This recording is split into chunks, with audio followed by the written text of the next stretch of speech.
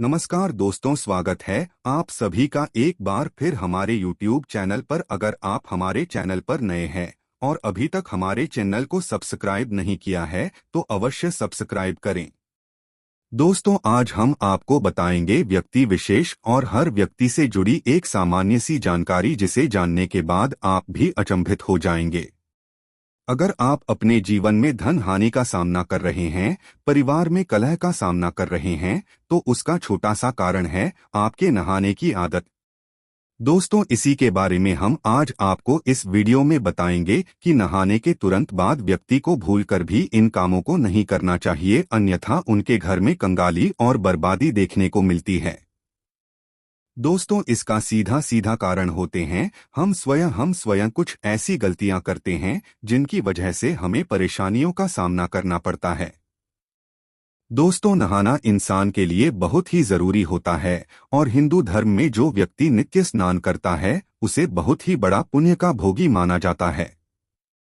नहाना व्यक्ति के लिए जरूरी होता है। आमतौर पर व्यक्ति नहाने के लिए बाथरूम में पानी की बाल्टी भरता है और उससे वह व्यक्ति स्नान करता है। ये तो बहुत ही अच्छी आदत है।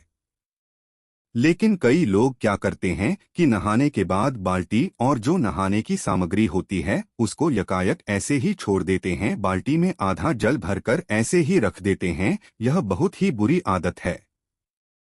नहाने के बाद बाल्टी को सीधा नहीं रखना चाहिए, उसे तुरंत ही उल्टा करके रखें। ऐसा माना जाता है कि नहाने के बाद जो पानी छोड़ दिया जाता है उसमें अगर घर का कोई दूसरा व्यक्ति स्नान कर लेता है तो उससे उसकी उम्र घटती है और साथ ही साथ उस पर नकारात्मक प्रभाव पड़ते हैं।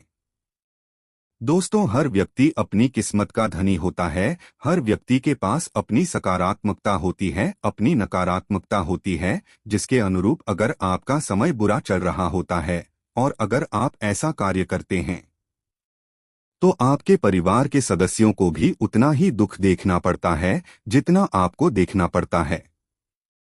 तो नहाने के तुरंत बाद आपको कभी भी अपनी बाल्टी में जल भरकर नहीं रखना चाहिए। इससे दोस्तों, एक तो ऐसे ही जल की हानि भी होती है और साथ ही साथ पारिवारिक सदस्यों को भी नुकसान का सामना करना पड़ता है। तो दोस्तों, कभी भी ऐसा कार्य नहीं करें। अगर संभव हो तो आपको नहाने वाले शो वर्क का यूज करना चाहिए। इससे धरती का जल भी बचता है और साथ ही साथ आपके कार्य में पानी भी कम लगता है। अगर आप ऐसा नहीं करते हैं तो कोई बात नहीं, लेकिन आपको पानी भूलकर भी छोड़ना नहीं चाहिए ताकि इससे आपको बर्बादी का सामना नहीं करना पड़े। दोस्तों, एक बात और है कि कई लोग क्या करते हैं कि नहाने के बाद विशेष तौर से पुरुष अपने जो भीतर पहनने वाले कपड़े होते हैं, बनियान और अंडरवेयर, कभी भी दोस्तों किसी महिला से इनको नहीं भूल जाना चाहिए। इन वस्त्रों को अंतर्वस्त्र कहा जाता है और इन्हें व्यक्ति को स्वयं ही धोना चाहिए। आइए, इसे वॉशरूम में ऐसे ही छोड़कर नहीं रखना चाहिए और विशेष तौर से रात्रि के समय तो इन्हें गीला करके भूलकर भी नहीं छोड़ना चाहिए। इससे घर में नकारात्मकता आती है और व्यक्ति के अंदर अगर नकारात्मकता प्रवेश कर जाती है तो उसके जीवन में बहुत बड़े कष्ट देखने को मिलते हैं।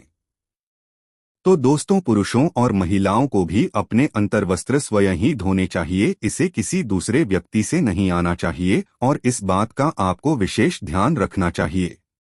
अगली चीज की बात करें तो कई लोग क्या करते हैं कि नहाकर आने के तुरंत बाद में वह व्यक्ति अपने पैरों को धोते हैं। दोस्तों, आपको भूलकर भी ऐसा नहीं करना चाहिए।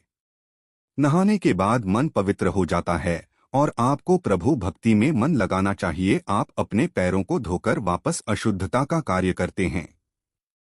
पैर धोकर आप सोचते हैं मन ही मन की आप शुद्ध हो गए हैं, लेकिन हिंदू धर्म में ऐसा करना वर्जित माना जाता है। हिंदू धर्म में पैरों से सिर की तरफ स्नान किया जाता है।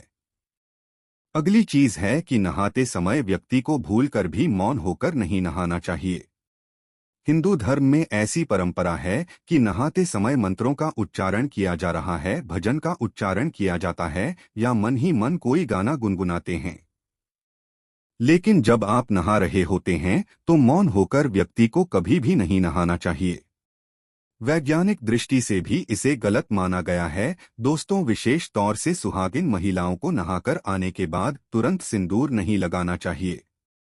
ऐसा माना जाता है कि अगर कोई महिला ऐसा करती है तो उससे उसके पति की आयु कम होती है।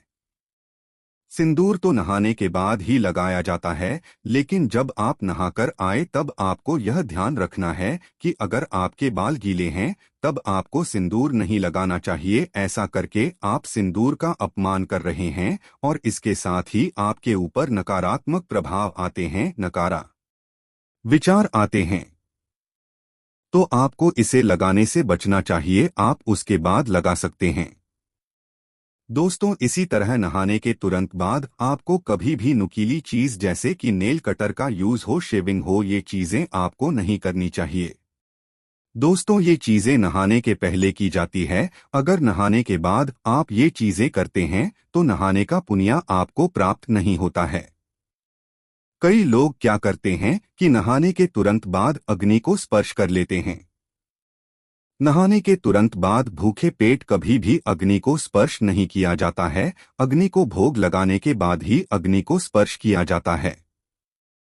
तो दोस्तों, जब भी महिलाएं और पुरुष चाहे कोई भी हो, नहाने के तुरंत बाद आप चूल्हे को कभी नहीं छुए।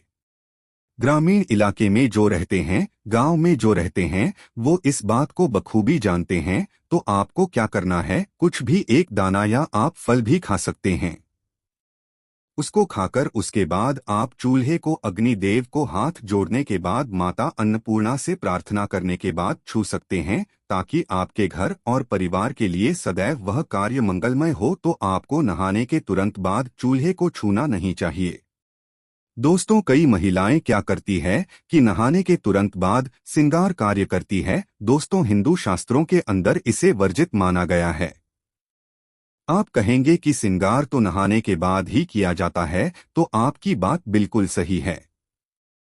लेकिन नहाने के तुरंत बाद आपको सबसे पहले अपने बालों को सुखाना चाहिए, और अगर आपके खुले बाल है तो इसे आपको पहले बांध लेना चाहिए। दोस्तों, ऐसा माना जाता है कि खुले बालों में नकारात्मक शक्ति बहुत ही जल्द प्रवेश कर जाती है, और गीले बालों के साथ में नहीं, बल्कि आपको गीले बालों को सुखाकर ही आपके आगे भले कार्य करने चाहिए। तो अगर आपके बाल गीले हैं तब आपको कभी भी श्रृंगार कार्य नहीं करना चाहिए, ताकि आपको उसका पुण्य प्राप्त हो, न कि आपको उसका नुकसान देखने को मिले। कई लोग क्या करते हैं कि नदी स्नान करते हैं, तो आपको यह जरूर ध्यान रखना चाहिए कि जब भी आप नदी स्नान करें तब नदी का स्नान करने से पहले सबसे पहले आपको अपने हाथों से, आप जब नदी के अंदर प्रवेश करें तब आपको नदी माता को प्रणाम और साथ ही अपने स्वास्थ्य की अच्छी मनोकामना न मांगने के साथ ही नदी में प्रवेश करना चाहिए। और जब आपका स्नान पूरा हो जाए तब आपको ध्यान रखना चाहिए कि जल की कुछ बूंदें आपको भगवान सूर्य देव को अर्पित करनी चाहिए। अगर आप ऐसा नहीं करते हैं तो आपको नदी स्नान का पुण्य प्राप्त नहीं होता है। शास्त्रों में भी ऐसा कहा गया है कि अगर आप नदी स्नान करने जा रहे हैं तो सबसे पहले आपको नदी माता को प्रणाम करना चाहिए। इसी तरह एक साथ अनेक व्यक्तियों का नहाना वर्जित माना गया है। जी हाँ दोस्तों, नदी स्नान या किसी पुण्य स्थल पर स्नान करना शुभ माना जाता है, उससे आपको सौभाग्य की प्राप्ति होती है। लेकिन अगर आप अपने घर में ही स्नान करते हैं तो अगर आप कहें तो दो व्यक्तियों को कभी भी साथ स्नान नहीं करना चाहिए, और विशेष तौर से महिलाओं को यह ध्यान रखना चाहिए। ऐसा माना जाता है कि इससे उनके स्वास्थ्य पर बहुत ही बुरा असर पड़ता है, और साथ ही साथ ऐसा भी देखा गया है कि इससे उनके जीवन में कई तरह के नकारात्मक प्रभाव देखने को मिलते हैं। इसी तरह नहाते समय व्यक्ति को अपना मुख कभी भी दक्षिण दिशा की तरफ नहीं रखना चाहिए। दक्षिण की तरफ मुख करके कोई भी व्यक्ति स्नान करता है तो ध्यान रखें, यह दिशा पितरों की दिशा मानी जाती है।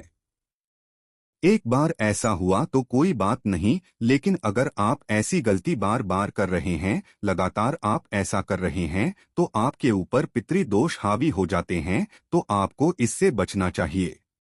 दोस्तों, इसी तरह माना जाता है कि सूर्यास्त के बाद कभी भी स्नान नहीं करना चाहिए, विशेष तौर पर जब सूर्य अस्त हो रहा है उस समय। उसके बाद आप गर्मी की थकान में रहते हैं और कई व्यक्ति स्नान करते हैं, अच्छी आदत है, लेकिन आपको सूर्यास्त के समय, जिसको गोधूली बेला कहा जाता है, उस समय विशेष तौर से आपको स्नान करने से बचना चाहिए, अन्यथा आपको कई प्रकार की हानि का सामना करना पड़ता है।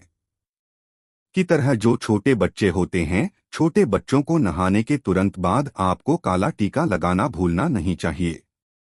ऐसा माना जाता है कि छोटे बच्चे देवात्मा होते हैं, उनके ऊपर उनके विकार नहीं होते हैं, जिसकी वजह से नकारात्मक शक्तियां उन पर बहुत जल्द हावी हो जाती है। तो आपको भूलकर भी उन्हें नहाने के बाद कूड़ा नहीं रखना चाहिए, तुरंत बाद काला टीका लगा लेना चाहिए ताकि उनको कभी भी बुरी शक्तियों का सामना न करना पड़े और बुरी शक्तियां उनको कभी भी परास्त नहीं कर पाए। आज के लिए बस इतना ही। तो दोस्तों, आपको यह जानकारी कैसी लगी हमें कमेंट में अवश्य बताएं। वीडियो को लाइक करें, कमेंट करें और अपने दोस्तों के साथ भी शेयर करें। धन्यवाद।